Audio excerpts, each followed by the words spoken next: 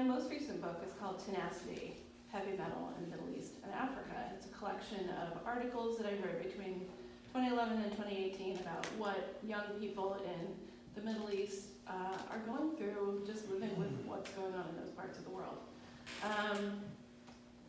Before that, I put out a book called The Columbine Effect, which is about how different pop culture things that kids are into get blamed for teen violence. And just recently I was thinking that this book had become irrelevant. But this week we had 3 shootings and we have a president saying, it's the video games, let's crack down on the video games, obviously. And I thought, well, I have a book about that.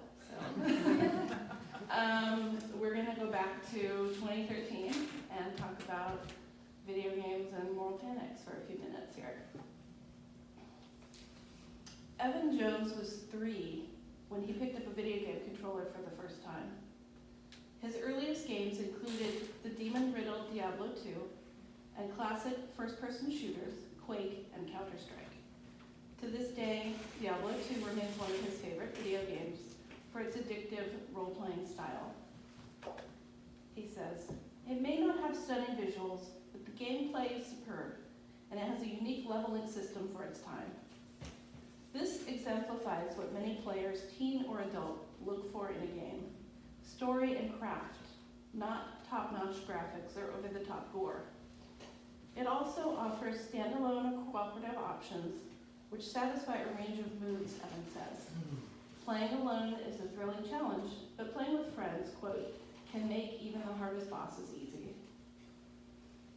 Despite his early introduction to violent video games, they aren't the only games Evan, who was 16 when I interviewed him, likes to play.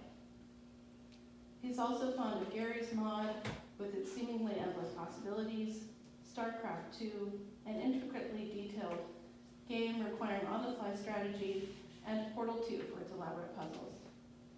He's also taken The Killing Floor, a gory first-person shooter set during a mutant outbreak in London, which he likes for the fun, team-based gameplay and its dark wit.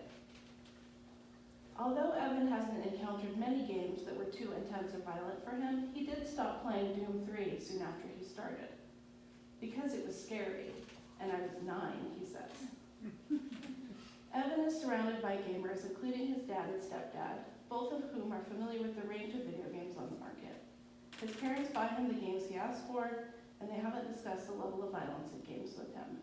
But that hasn't prevented the teen from reflecting on the games or recognizing them for what they are, fiction. "I see violent games as an outlet to aggression and stress in teens and adults," he says. "Games never have shaped my feelings toward real-life violence, as I have never liked violence at all.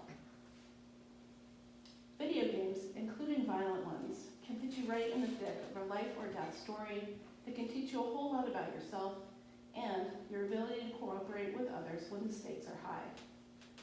It's not that the violence itself is a draw, but rather that the violence often reflects the reality of a conflict-riddled puzzle that's yours to solve. That's what draws many gamers in and keeps them coming back for more." Infectious, violent zombies, we're back to zombies, were bearing down on Tom Bissell and 3 friends. He and his team were racing to a safe house where the zombies couldn't hurt them. His friends were attacked on the way. Only Bissell made it inside. Through the window, he could see his teammates bleeding out. In another minute or 2, they would be dead. Quote, "All it would take to end the round would be a hunter zombie or a smoker zombie incapacitating me, so I stayed put. Better that one of us than none of us. But my downed friends failed to see it that way. Over my headphones, they vigorously questioned my courage, my manhood, the ability of the lone female survivor to repopulate the human world on her own, and my understanding of deontological ethics. One of his teammates died. Bissell tried something risky. He shot one of the zombies through the closed door, killing it. He stepped outside and quickly killed 2 more. Buoyed by his success, he dashed over to help one of the surviving teammates up. Together, they got the other survivor to his feet. The trio made it back inside the safe house and shut the door. At great personal risk and out of real shame, I had rescued 2 of my 3 friends and in the process outfaced against all odds one of the best Left 4 Dead teams I had ever played against. The people I saved that night still talk about my heroic action, and yes, it was and did feel heroic whenever we played together. All the emotions I felt during those few moments, fear, doubt, resolve, and finally courage, were as intensely vivid as any I have felt while reading a novel or watching a film or listening to a piece of music. This story highlights many of the things players love about video games. They allow players to insert themselves into interesting situations that would never happen in real life. They force players to solve high-stakes problems quickly.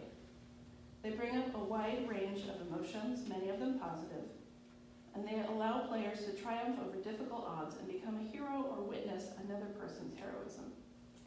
They permit the kind of aggressive play that many crave, but it isn't socially acceptable. In many cases, they provide a social framework. Not every game provides all of these experiences, but many offer a few, and some of the best allow for most of them. Games, like other arts, feed our deepest intellectual, emotional, and sensual needs, according to Jim Rossignol. He argues that gamers purchase games because they provide significant emotional and physical practice. For hardcore gamers, video games have done more than distract or entertain us.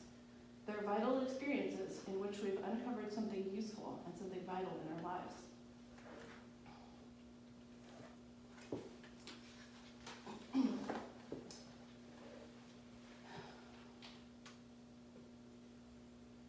Experts claim that violent video games cause players to become desensitized to violence. They say this is especially true for impressionable teenagers whose sense of morality is perceived as not fully formed. Some gamers have admitted to feeling a certain numbness playing violent games, such as first-person shooters. However, they said that feeling is usually produced by games that are poorly written, ones that do not tell a complex, evocative story. Jim Rossignol asked teen gamers whether shooter-style games made them want to pick up real guns. Many of them found the idea absurd. They saw little connection between on-screen shooting and real-life gunfire, and it didn't make them want to join the military to defeat enemies.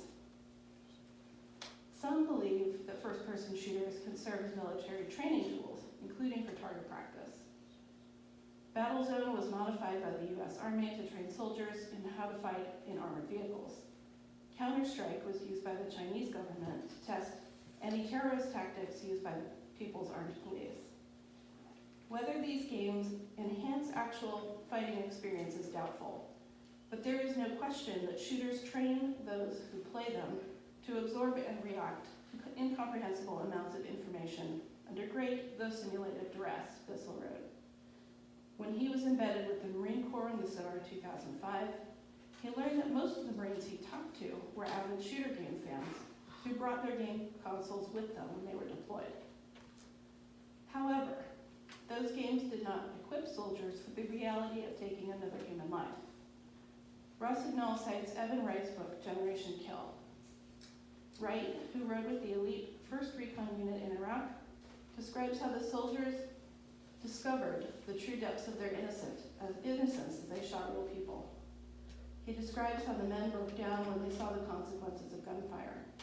And he speaks with frightening clarity of how there was no way that gaming, no matter how violent, could have ever prepared them for those experiences. These soldiers might have killed thousands on their PlayStation, but death up close was completely different, an unbearable experience, well beyond their coping mechanisms. Simulated death is not death.